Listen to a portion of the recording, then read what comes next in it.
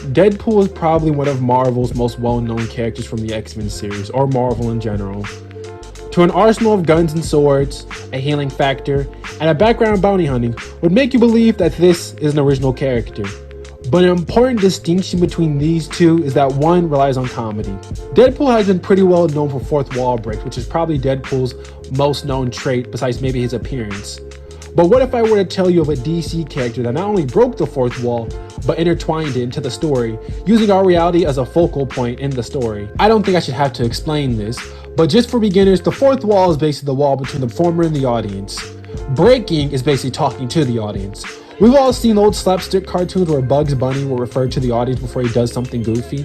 But when is the fourth wall being more integrated into the story, without just being some joke or gag? I believe the story I'm talking about today uses it effectively, pretty much putting our world into the story, and not using it as a source of comedy, but a sad, painful reminder of our own moral reality. This is Animal Man.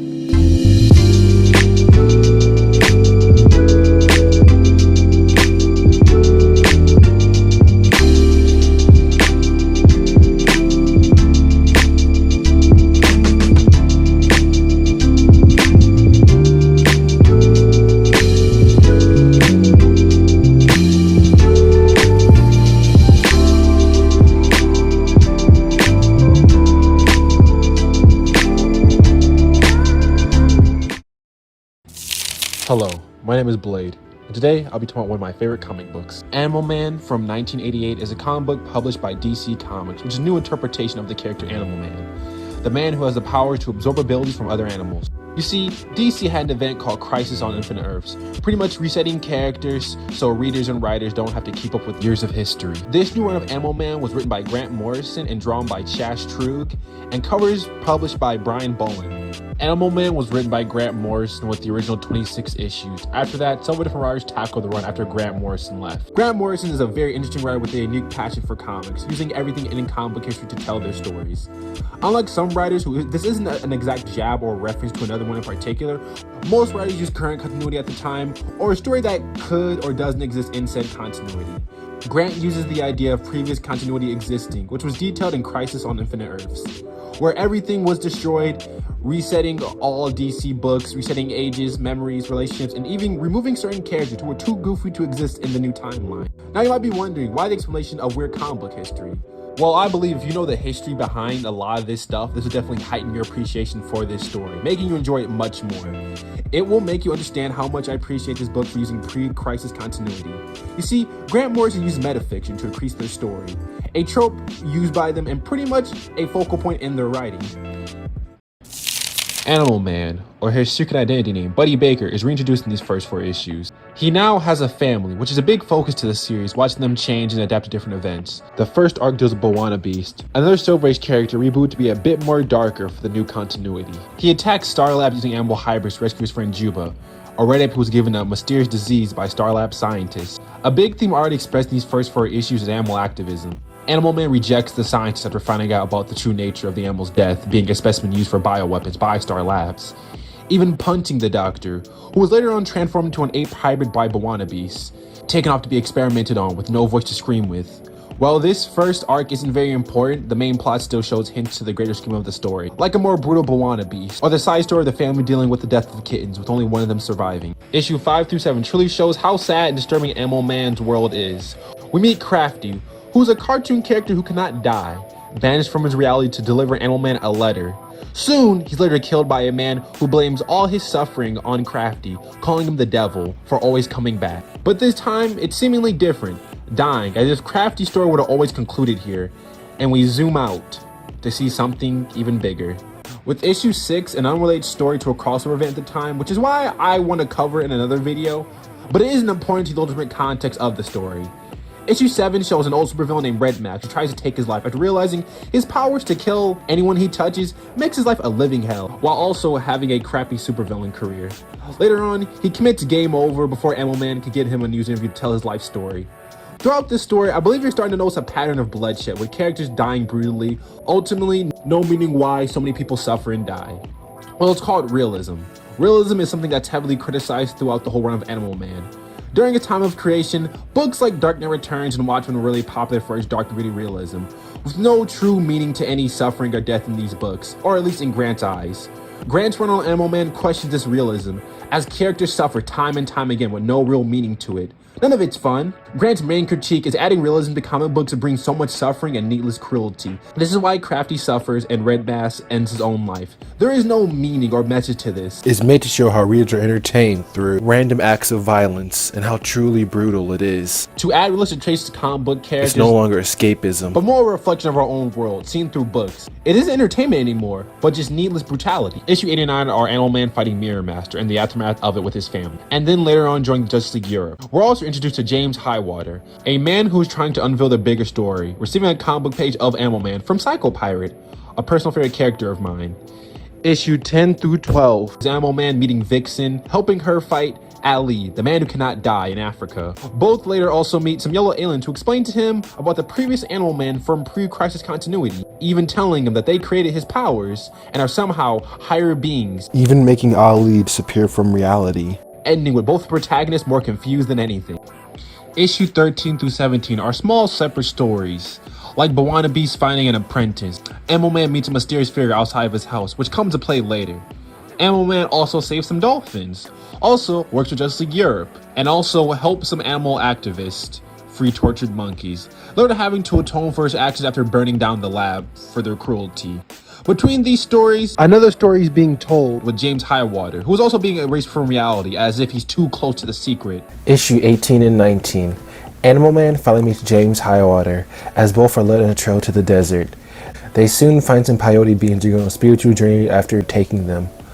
Both go on different spiritual journeys, realizing more about themselves and the bigger role they play in this universe. Animal Man finds out more about his powers using something called the morphographic gene field, to gain the abilities of any animal that has ever existed. And yes, I mean everything. Told to him by his spirit animal. Remember this character later. It's important, I promise. Meanwhile, James is convinced by his spirit animal to jump off a cliff. This is later revealed to be an illusion. After both come to some conclusion about themselves, we see some references to Infinite Crisis. Animal Man is soon confronted by pre-crisis continuity Animal Man, who's angered and confused over him not existing in this new continuity, even asking him an important question: what happens when continuity changes? What happens to all those lives? Even Animal Man is told to turn around and see something. It's us, the reader, the viewer. I see you. The audience expected and continue to read a story with no real meaning to all its suffering and violence. Soon, Animal Man returns home to see something horrific. His whole family has been killed. Let's go back a bit. You see, in issue 17, Mirror Master's previous attack from issue 18 was explained by a big group of corporations who paid him to threaten Animal Man's family. You see, Animal Man, being an animal activist, had him taking down big corporations who abused animals. So big corporations paid Mirror Master to silence him, so Mirror Master attacked him at his house. And when this all didn't go to plan, they hired a man named Lexicon, or White Owl, to kill his family, after Mirror Master wasn't okay with killing another man's family, so they fired him. So issue 20 through 23 seeing Animal Man dealing with the aftermath of his family's death. By issue 20, Animal Man is changed after their death, and much different and greater superhero compared to the man in issue 1. In issue 21, he works together with Mirror Master to get revenge on the men who killed his family, and Mirror Master for the corporation that fired him. The same idea of needless cruelty spread throughout the pages as Animal Man brutally kills these men, with him coming to the conclusion that this violence gains nothing. In issue 22, the mysterious figure from issue 14 comes back to play in this story. When it's revealed that the mysterious figure was Animal Man traveling back in time to warn his family of their demise. Sadly, with a broken time machine, he was stuck in time, more like a ghost witnessing his family, trying anything to contact them. We even see the same events from issue 14 take place as Animal Man tries to contact his past self before fading away. Being stuck in time travel in issue 23 made him bump into Phantom Stranger, a prevalent DC Immortal character who helps Animal Man return back to his time while meeting some other prevalent Immortal DC characters, Immortal Man and Jason Blood, or Etrigan the Demon, which is his alias, or the demon guy, you know. So while Animal Man travels back to his own timeline, in issue 24 through 26, the bigger story starts to unfold as Psycho Pirate returns and begins remembering the previous continuity. Well, at least the stuff that was meant to be forgotten in this new one. You see, Psycho Pirate's powers are psychic related, and he can also manipulate your emotions. I don't really know why, don't question it, but his psychic powers are so powerful that he remembers what happened in Crisis on Infinite Earths. Also, he was kind of there too. But anyway, he's one of the few DC characters that remembers everything, even knowing that we're reading the comic book itself. The Yellow Alien's return explained to Animal Man that Psycho Pirate's powers are destroying the barriers of reality. We're also reunited with some old multiverse variants of well-known characters. Ultraman, originally an evil version of Superman from Earth 3, but by the end of Infinite Crisis, he used the last of his power to try to save the universe, dying a hero. Kind of a dumb way to go though. We're also introduced to Overman, who's just Homelander but somehow much worse. A bad world. A world where everything goes wrong. Who makes these awful worlds? Whose idea was this? Oh, it's a world where all superheroes are all part of a government experiment. What a stupid idea. Overman is the first and the others. The others are modified clones, come from his cell scrappings. Stupid. But Overman gets mad. Absolute power corrupts absolutely. No. Something affects his brain. A virus. A virus. Oh, Overman. The Justice League try to stop him. Only, they're not called the Justice League. They're attached to the US military. I don't like this world. There's no fun in it. And he kills them. It's horrible. Our Superman would never do what this man does. Burning children. Eating. Oh no. He kills everything. Smoldering cities. Human fat burning, turning the sky black. I almost forgot to mention the bomb he has. And he's got a bomb, a doomsday bomb. He's gonna set it off. Game over. Take everything with him. The whole tortured world. He's insane. Head burning. Don't let me think any more of this.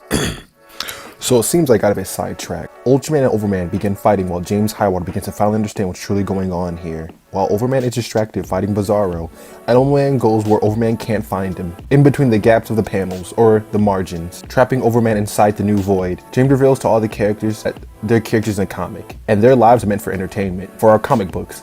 And later on, Animal Man turns off the bomb. DC continuity fixes itself and removes all the old forgotten characters, including Psycho Pirate. He's happy he's gotten to see these characters one last time. But as Psycho Pirate dies, another one's born, while James Highwater is left to take the mantle. The continuity makes everyone forget about him, so James is left in the asylum, sacrificing himself to contain the Psycho Pirate mask. In issue 25, Animal Man is sent to comic book limbo, and meets so many characters to even name, so I'll name the important ones. Merryman, a member of the Inferior Five, some old silly superhero group. Gay Ghost, a 1940s character with an unfortunate name. And finally, a mysterious monkey on a typewriter. This is a reference to a common theory called the infinite monkey typewriter. It's an idea that a monkey with an infinite amount of time typing on a typewriter will eventually type out all of Shakespeare. But in the comic, they all believe the monkey will type them out of comic book limbo with enough time. But now he's dying. So Animal Man must go on a journey to deliver his message. Let's pause for a moment before we reach the final conclusion to Animal Man. So I think you get my appreciation in this comic for reaching out using some of the most obscure and wacky DC characters out there in the known multiverse. Some who have all existed at one point. All of these characters Bunny's interacted with at one point did have their own comics. Yes, all of them did. They just didn't sell well enough and were sent to comic book limbo. This is the life of a comic book character. Even your favorite characters one day will have this fate. I think it's pretty obvious that something or someone else has been interfering with this story, and even the characters themselves. But who and why? Why would someone make such a story about these characters suffering the worst? All these characters used to be sillier, nicer stories about superheroes versus supervillains. The heroes would always win, the villains would always go to jail. Now, our heroes kill their villains, and sometimes, even our own heroes' actions is sometimes called into question. Like I repeated a while ago, greedy realism was a thing at the time, being the 80s. Comics got much darker after DC's continuity reset in Crisis. The DC universe itself got so much darker for the entertainment of the audience. Truth be told, DC comics wouldn't sell too much if every comic was just Batman chilling in the Batcave or Bruce Wayne managing stocks. We want conflict. We want these characters to fight, struggle, and become victorious. But as times change, so do the stakes for all these characters. Now, most of these characters have to change and adapt to keep up with the time. As our own world got darker, comics had to change with it, becoming a reflection of our own reality. Truth be told, Grant Morrison was ahead of the time by 5 years. 5 years after Animal Man's publishing. Books of the Death of Superman and Nightfall came out 5 and 6 years later after Animal Man's release. DC knew these dark and graphic comics would sell like hotcakes, having these characters undergone some dark changes. So the main critique of Animal Man is that the whole comic industry got needlessly darker in the 80s because of, well, at the time, That's what people wanted. People want that entertainment. That was what fed people to read these books. That's just the sad truth about it. And that's when entertainment got books like Death of Superman and Batman Night Falls, who were so popular today, but were pretty brutal at the time. Seeing a character like Superman die is a pretty big thing. And seeing a character like Batman, the Dark Knight, get his back broken was a pretty big thing at the time. But overall, the main critique of Animal Man is that the comic industry got so much darker. And some of that dark, greedy realism kind of took away some of the fun of the comics. Do I really agree with this? I personally don't, but I can understand the nuance of the critique. So Animal Man continued on his journey, carrying the monkey to his destination, walking endlessly through limbo.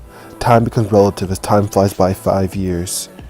As Animal Man continues to walk with his journey having no real end, he bumps into Red Bee, Nightmaster, and Silver Age Mr. Freeze. At this point, somehow Buddy has reached the end of limbo. He's soon led back to his house, finding out that his beloved pets have died. After everything Buddy has gone through and experienced, he finally snaps under all the pressure. But this soon becomes an epiphany, as the puzzle begins to finally unravel. The monkey is dead too.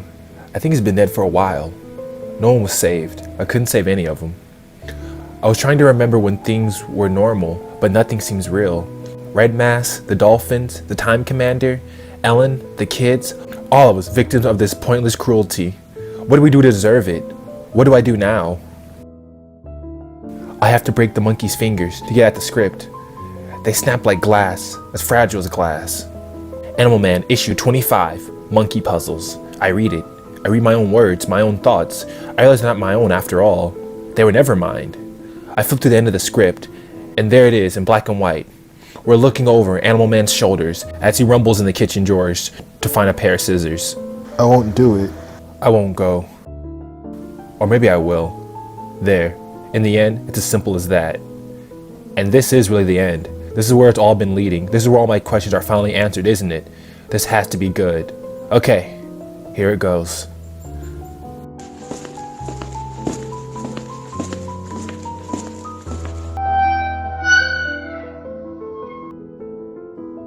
Hi, I've been waiting for you. I'm Grant. You coming in?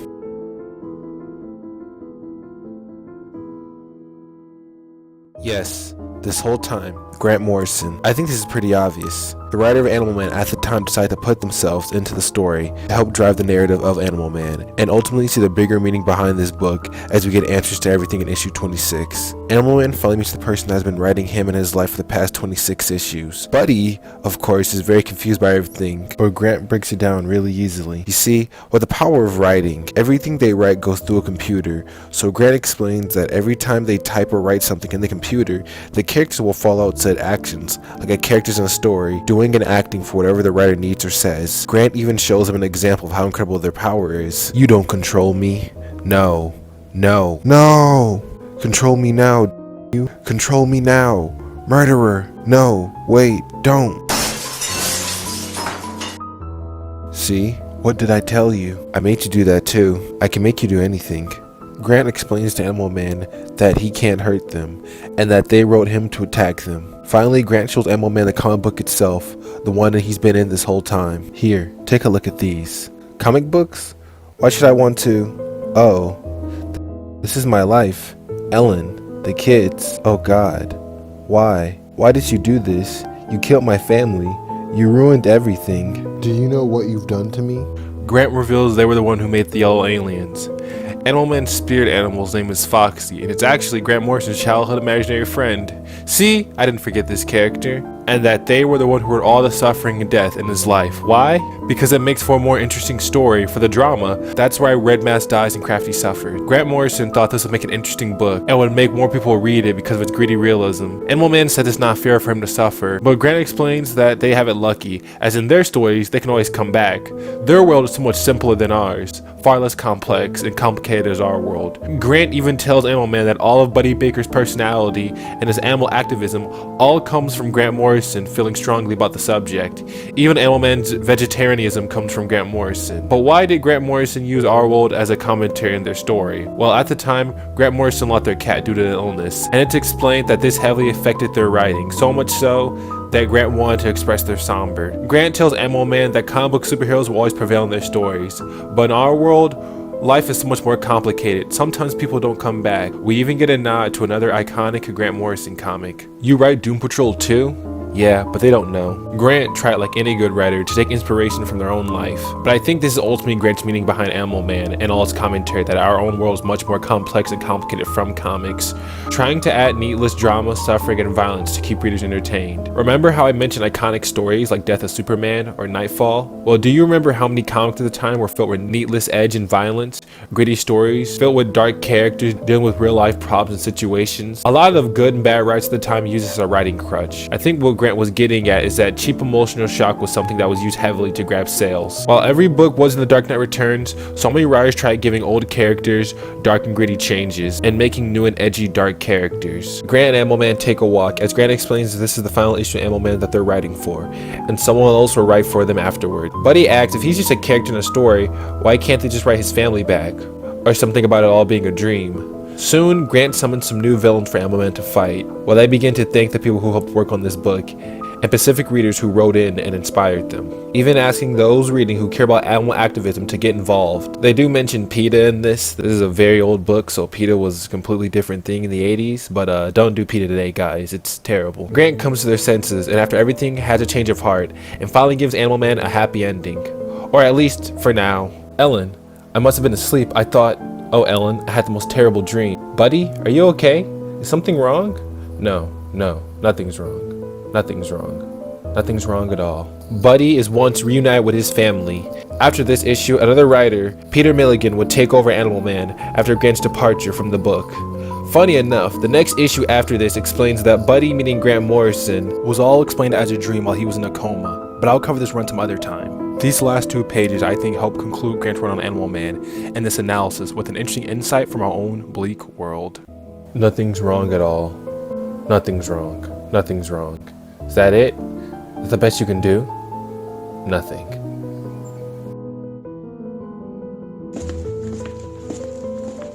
When I was young, I had an imaginary friend called Foxy. He lived in a vast underground kingdom, a utopia ruled over by peaceful and intelligent foxes. I used to signal him. My parents brought a torch so that I could signal him. Not a flashlight. We call them torches over here. I used to stand on top of the august oval and shine my torch out and towards the hill. Foxy always signaled back. That was more than 20 years ago, and here I am again. Don't ask me why I'm here. At the end of the century, toiling up a hill in the bitter wind, I've come to send a signal out into the dark. In the end, it seemed like the only thing worth doing. Are you there? Can you see me? Foxy, I came back. I didn't forget. I came back. The line of the hill stayed dark. There is no answering light. No light at all. The clouds pile up. In the dark, weathered with snow. Curtains are drawn. Windows blink and go dark. Wind wheels and power lines. Stars go out. Streets are empty. Goodbye. And our story ends with Foxy signaling back, making us wonder if our own world has something more out there too. But who knows? Grant Morrison works the idea of superheroes balancing the human and the godlike identities, and what truly defines a hero. Grant is a writer usually known about writing superheroes doing and defeating the impossible, but in Animal Man, Grant plays with the idea of realism in comics. They tackle the notion of how writers add violence and drama and death to anything to try to entertain or shock the audience into reading more. More than criticize the notion that comics even need to be darker and grittier, Grant is also remorseless after everything, and is clearly pointing fun at writers, even parroting themselves to an almost comedic effect. I don't think Grant was saying dark, violent comic books are bad, but when writers couldn't sell a comic that month, that was a key to grab the audience for next month. I believe Grant was more commenting on where the comic book industry was heading at the time, and wanted to make a story commenting about readers, writers, and their relationship with these characters, and how we interact with these characters, and what they say about our own world and ourselves. Animal Man deconstructs the fourth wall, subverts comic book storytelling, and not only speaks to the audience through the fourth wall, but uses it as a storytelling device, while using the format of comic books to tell this story, which is why I don't think we'll ever see an Animal Man movie, or at least this story be adapted to a movie. I just don't think it'd work. Unless you change like a lot of it, but you know. Animal Man doesn't feel like a comic, but a mirror, a reflection into our own moral world and how complex and complicated it is. But it gazes back, making us realize how fragile our own world is and what we have to value in our own lives. So you might be wondering, is this the last time we see Grant Morrison in comics? Well, afterwards, they're forced to join the Suicide Squad, where they're later killed off because they couldn't type fast enough in battle. Yeah, it's kind of funny. This book is so influential that we even get a nod to it in Titans. I know that probably isn't the best example, but still, if you didn't know who this person was, this is probably gonna help you understand it now. Don't worry for our old buddy, pal, friend, Animal Man, because soon after issue 26, he's woken up from a coma after everything that transpired. Now his family is back and a new writer is taking on his life and the journey ahead. But maybe I'll get to that run another day because Animal Man is like 89 issues and I kind of want to talk about other stuff. Maybe I'll cover another Grant Morrison book like Flex Mentallo, or maybe something like Doom Patrol. I could talk about the last days of Animal Man, or maybe his time with the Justice League Europe. Who knows? Please be very vocal about it in the comments and about what books you want me to talk about. Please remember to like, comment, subscribe, or whatever. Or certainly, but not least, I could do a video on the New 52 Animal Man run, which redefines Animal Man as a body horror story about a man transcending flesh and blood, becoming something more darker, grittier, and edgier. Seems like some things never change. Thank you for watching. This took a long time to make, and I appreciate you staying here for this long. So, yeah, thank you. I have more stuff coming out in the way. If you haven't not watched my previous videos or something else I've done, so please, I have more on the way. It's gonna take a minute, but don't worry. This is just the start.